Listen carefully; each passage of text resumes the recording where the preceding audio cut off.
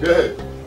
Can you break down or just show me like the reference of how the scepter was passed from Jesus to Muhammad? I'm trying to like make so I can make the scepter comes up when it speaks of in Genesis. You gonna get it for me?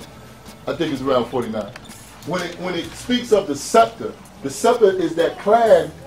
We got to go to Deuteronomy 18 first. Let's go to Deuteronomy 18:15.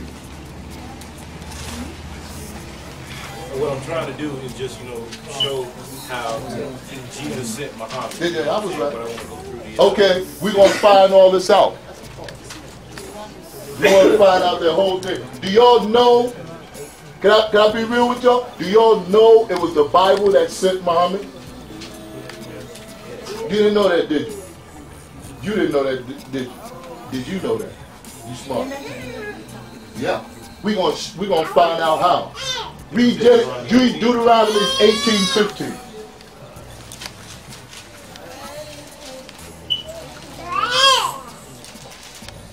Read it. No, let him read it. Okay. Good. 18:15 in Deuteronomy. 18:15? Yeah. The Lord thy God will raise up unto thee a prophet from the midst of thee. So right now he's talking to Aaron, and that represents Moses. So what he's saying is, we're going to raise a prophet like unto thee. He's talking to Aaron and Moses. Go ahead. Of thy brethren like unto me. Like your brother, because in that seed coming down to Moses, they say he was a Levite, correct? Now, when you trace back the Levite, it goes back to Jacob. Jacob leads back to Esau. Isaac. But there's one thing. Abraham had two sons, Isaac and he had Ishmael. Isaac gives birth to Jacob. Jacob gives birth to 12 sons and a daughter. One of the sons was the Levite that gives birth to Moses. On the other side of the family, which is Ishmael, Ishmael also gives birth to sons and daughters, in which multitudes of mixtures have come in, and it led down to a family line of Abdullah and Amina that gave birth to Muhammad. Muhammad was of that legacy side of the Ishmael. You follow? And Moses is on the side of the Levites of Isaac. Go ahead. I'm going to raise one like unto your brother. Moses received a book. Yeah, Muhammad received the book. Moses wore white. Muhammad wore white.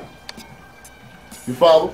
Moses was supposed to teach for 1,260 days. Muhammad taught for 1,260 days. And the book of Revelation clears that up. We'll get to that. Alright? Keep reading. Unto him you shall hearken. Unto him you shall obey. Go on. Read 16 too? Yeah. Okay.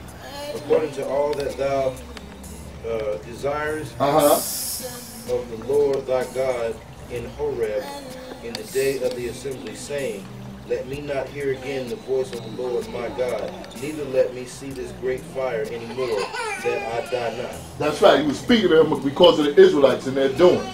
Let's go to 8:17. And the Lord said unto me, see, that's how Moses always taught. Lord told me. He didn't talk to nobody else. He talked to who? He talked to me. Go ahead.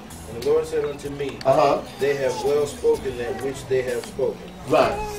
I will raise them up a prophet from among their brethren. Talking about I'm going to raise a prophet up to the seed of Ishmael, of the tents of Kedar.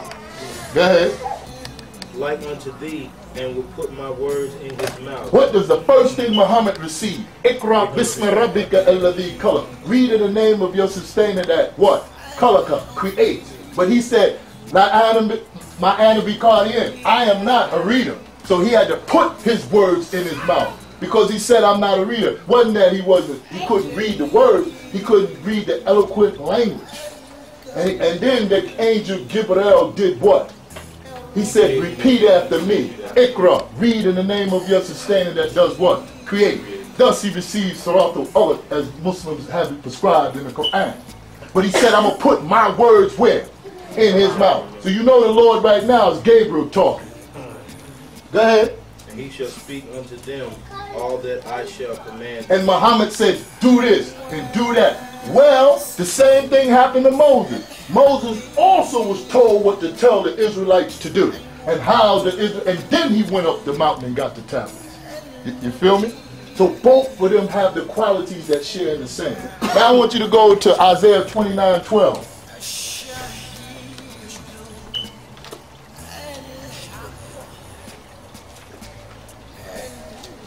Read it. Isaiah 29:12 says what? And the book is delivered to him that is not learned. Now, it couldn't have been Jesus, because Jesus learned in Egypt.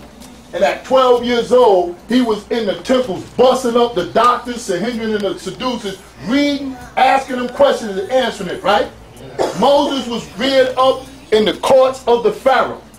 He was well educated. He was an architect. He was a builder, correct?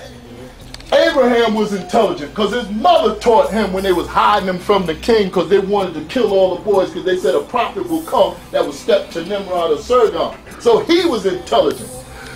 Job was intelligent. Job was bad rich. He had it going on. All the prophets was intelligent. We're talking about somebody that couldn't read, they say. Now who in the Bible as a prophet couldn't read? The only one that was known as being an ummi, one taught that couldn't have the unlettered language, was Muhammad.